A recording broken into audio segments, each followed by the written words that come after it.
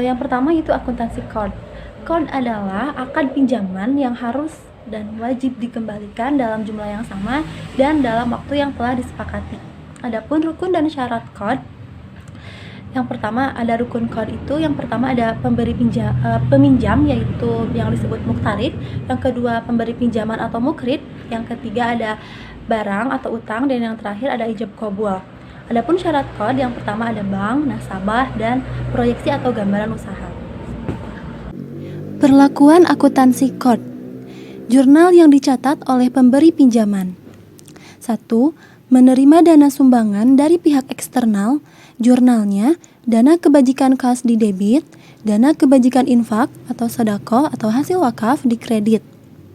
Yang kedua, penerimaan dana dari denda dan pendapatan non-halal. Jurnalnya, dana kebajikan kas di debit, dana kebajikan denda atau pendapatan non-halal di kredit. Yang ketiga, pengeluaran dalam rangka pengalokasian dana code. Jurnalnya, dana kebajikan produktif di debit, dana kebajikan kas di kredit. Yang terakhir, penerimaan saat pelunasan pinjaman code. Jurnalnya, dana kebajikan kas di debit, dana kebajikan produktif di kredit. Jurnal yang dicatat oleh penerima pinjaman. 1. Jurnalnya, kas di debit, utang di kredit. Itu saat menerima uang pinjaman. Yang kedua, saat pelunasan uang pinjaman. Jurnalnya, utang di debit. Assalamualaikum warahmatullahi wabarakatuh. Perkenalkan, nama saya Risma Yaulan Septi. Di sini saya akan menjelaskan materi mengenai hiwala. Hiwala secara harfiah artinya pengalihan. Objek yang dialihkan dapat berupa utang atau piutang. Jenis akad ini pada dasarnya adalah akad terbaru yang bertujuan untuk saling tolong-menolong untuk menggapai ridho Allah Subhanahu wa Ta'ala.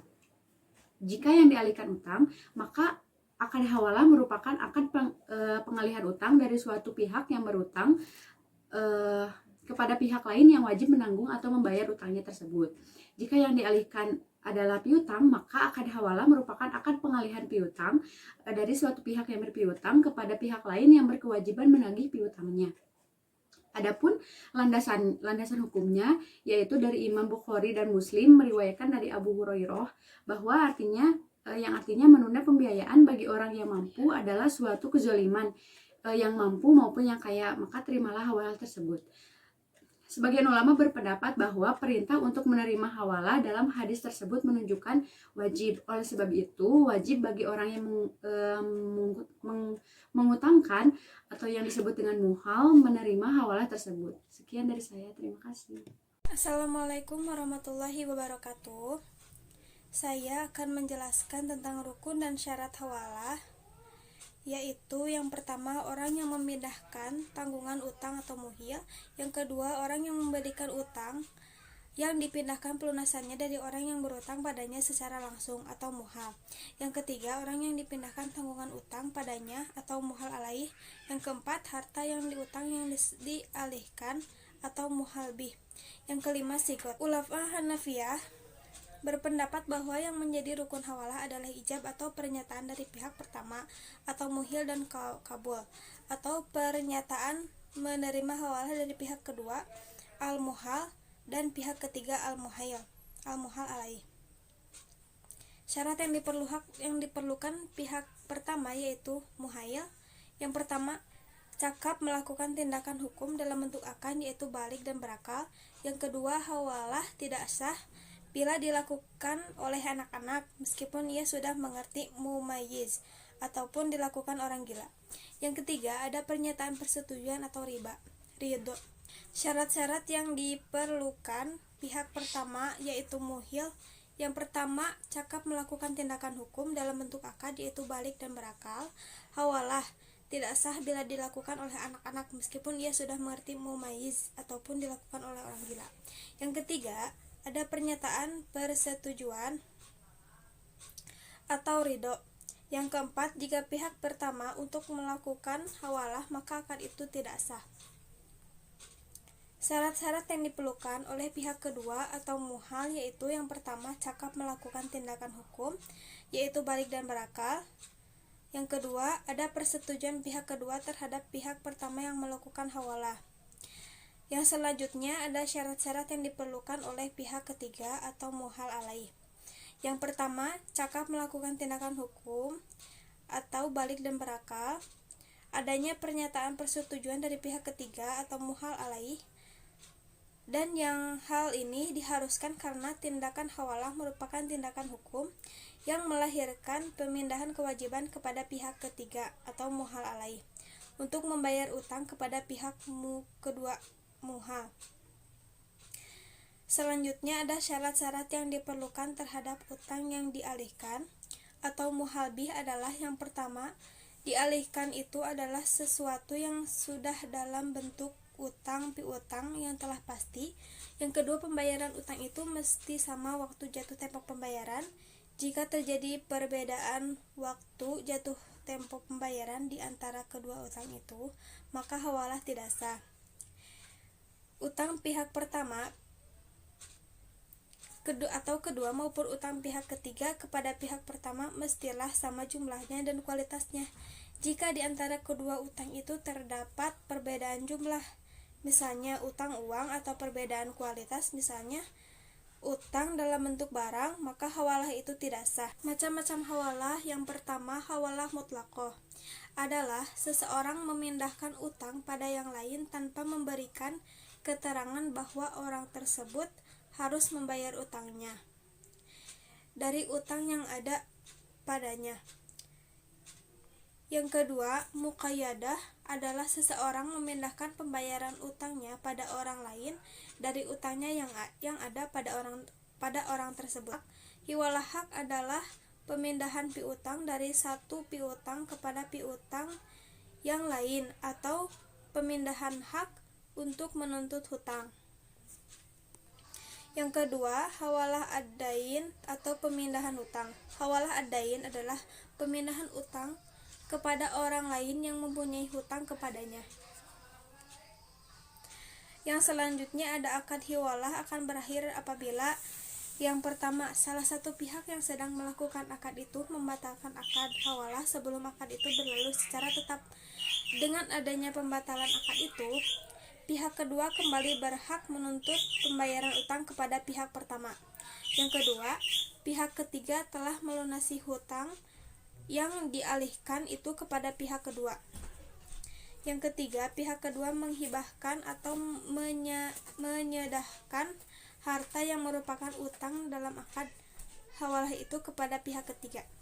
Yang keempat, pihak kedua membebaskan pihak ketiga dari kewajiban untuk membayar utang yang dialihkan itu. Dan yang kelima, pihak kedua telah wafat, sedangkan pihak ketiga merupakan ahli waris yang mewarisi harta pihak kedua. Dalam hal ini, tentu beban utang pihak ketiga tersebut diperhitungkan dalam pembagian waris. Terima kasih. Wassalamualaikum warahmatullahi wabarakatuh. Assalamualaikum warahmatullahi wabarakatuh. Nama saya Libya Hajar Kuada. Di sini saya akan melanjutkan materi selanjutnya mengenai aplikasi hawalah dalam dunia perbankan dan perlakuan akuntansi hawalah. Fikih kontemporer, khususnya dalam dunia perbankan, mengembangkan konsep hawalah ini dalam beberapa bentuk, antara lain bilyet, giro, cek per tempo. Kontrak hawalah dalam perbankan biasanya diterapkan pada hal berikut. Yang pertama, faktoring atau anjak piutang, di mana para nasabah yang memiliki piutang kepada pihak ketiga memindahkan piutang itu kepada bank. Bank lalu membayar piutang tersebut dan bank menagihnya dari pihak ketiga itu. Yang kedua, post-date check. Yang ketiga, bill discounting. Secara prinsip serupa dengan hawalah. Hanya saja, dalam bill discounting, nasabah harus membayar fee, sedangkan pembahasan fee tidak didapati pada akad hawalah. Perlakuan akuntansi hawalah. Akuntansi pihak yang mengalihkan utang atau muhil ketika pengambil alihan utang, di mana muhal alai membayar utang muhil pada muhal jurnal, utang A muhal di debit, dan utang B muhal alai di kredit. Jika utang yang dialihkan harus dilunasi dalam jangka pendek, maka ujroh pi yang dibayarkan diakui pada saat terjadinya jurnal, beban hawalah di kredit, kas di debit. Jika utang yang dialihkan harus dilunasi dalam jangka panjang, maka ujroh atau pi yang dibayarkan diakui sebagai beban tangguhan, jurnal, beban tangguhan kredit, dan kas di debit. Kemudian, beban diakui melalui amortisasi beban tangguhan secara garis lurus. Jurnal, beban hawalah di debit, beban tangguhan hawalah di kredit. Biaya transaksi hawalah seperti biaya legal dan biaya administrasi diakui sebagai beban pada saat terjadinya jurnal, beban hawalah di kredit, dan kas di debit. Pelunasan utang oleh muhil pada muhal alaihi, jurnal, utang B muhal alaihi di kredit dan kas di debit. Akuntansi pihak yang menerima pengalihan utang atau muhal alaihi pada saat pembayaran kepada pihak muhal sebesar jumlah utang yang diambil alih, jurnal, piutang C muhil di kredit dan kas di debit. Jika piutang dari muhil akan dilunasi dalam jangka pendek, jurnal, kas di debit, pendapatan hawalah di debit. Jika piutang dari muhil akan dilunasi dalam jangka panjang, ketika muhal alaihi menerima pi ujroh sekaligus, jurnal, kas di debit, pendapatan diterima di muka di kredit. Pendapatan diakui melalui amortisasi pendapatan diterima di muka secara proporsional dengan jumlah piutang yang tertagih, jurnal, pendapatan diterima di muka di debit, dan pendapatan hawalah di debit. Ketika menerima pelunasan piutang, jurnal, kas di debit, piutang C di kredit. Sekian materi dari saya. Untuk pemateri selanjutnya saya persilahkan. Pengertian kedaerahan. Pengertian kedaerahan secara bahasa adalah tetap, kekal, dan jaminan. Sedangkan pengertian secara istilah adalah menyandera sejumlah harta yang diserahkan sebagai jaminan secara hak. Pelaku yang terdiri atas pihak yang menggadaikan rahan dan pihak yang menerima gadai atau murtahin, objek akad berupa orang barang yang digadaikan atau marhun, dan utang marhun bih. Pada saat penerima uang pinjaman, jurnalnya adalah kas di debit, utang di kredit. Yang kedua, bayar utang untuk biaya pemeliharaan dan penyimpanan, jurnalnya adalah beban di kredit, kas di debit. Yang ketiga, ketika dilakukan pelunasan atas utang, jurnalnya adalah utang di kredit, kas di debit. Yang keempat, jika pada saat jatuh tempo utang tidak dapat dilunasi sehingga barang gadai dijual pada saat penjualan barang gadai, jurnalnya adalah kas di debit. Akumulasi penyusutan apabila aset tetap di kredit, kerugian apabila rugi di debit, keuntungan apabila untung di kredit, aset di kredit. Yang kelima, pelunasan utang atas barang yang dijual pihak yang menggadai, jurnalnya adalah utang di kredit, kas di debit. Selanjutnya, saya Amila Nur Komalasari akan menjelaskan mengenai pengertian akad ju'alah atau hadiah dan landasan hukumnya. Ju'alah berasal dari kata ja'ala yang memiliki banyak arti, yaitu jumlah imbalan, meletakkan, membuat, menasabkan. Sedangkan menurut fikih diartikan sebagai suatu tanggung jawab dalam bentuk janji memberikan hadiah tertentu secara sukarela terhadap orang yang berhasil melakukan perbuatan atau memberikan jasa yang belum pasti dapat dilaksanakan atau dihasilkan sesuai dengan yang diharapkan. Selanjutnya, landasan hukum akad ju'alah. Jumhur fuqaha sepakat bahwa hukum ju'alah yaitu mubah karena ju'alah diperlukan dalam kehidupan sehari-hari. Ju'alah merupakan akad yang sangat manusiawi karena seseorang dalam hidupnya tidak mampu untuk memenuhi semua pekerjaan dan keinginannya kecuali jika ia memberikan upah kepada orang lain untuk membantunya. Contohnya, misalkan ada seseorang kehilangan dompetnya, maka sulit baginya untuk mencari sendiri dompetnya yang hilang. tanpa bantuan orang lain, maka ia meminta seseorang untuk membantunya mencari dompetnya yang hilang dengan iming-iming upah dari pekerjaannya itu. Landasan hukum yang pertama yaitu Al-Quran. Dalam hal lain yang masih termasuk ju'alah, Rasulullah SAW membolehkan memberikan upah atas pengorbanan yang menggunakan bacaan Al-Quran dengan surat Al-Fatihah. Dalam Al-Quran dengan tegas Allah membolehkan memberikan upah kepada orang lain yang berjasa menemukan barang hilang. Hal itu ditegaskan dalam Quran surat Yusuf ayat 72, yaitu penyuruh-penyuruh itu berkata, kami kehilangan piala raja dan siapa yang dapat mengembalikannya akan memperoleh bahan makanan seberat beban unta dan aku menjamin terhadapnya. Quran surat Yusuf ayat 72. Selanjutnya adalah landasan hukum menurut hadis. Dalam hadis diriwayatkan bahwa para sahabat pernah menerima hadiah atau upah dengan cara ju'alah berupa seekor kambing karena salah seorang di antara mereka berhasil mengobati orang yang dipatuk kalajengking dengan cara membaca surah Al-Fatihah. Ketika itu mereka menceritakan hal itu kepada Rasulullah karena takut hadiah yang didapat tidak halal. Rasulullah SAW pun tertawa seraya bersabda, tahukah kamu sekalian bahwa itu adalah jampi-jampi yang positif? Terimalah hadiah itu dan beri saya sebagian. Hadis riwayat jamaah mayoritas ahli hadis kecuali An-Nasa'i.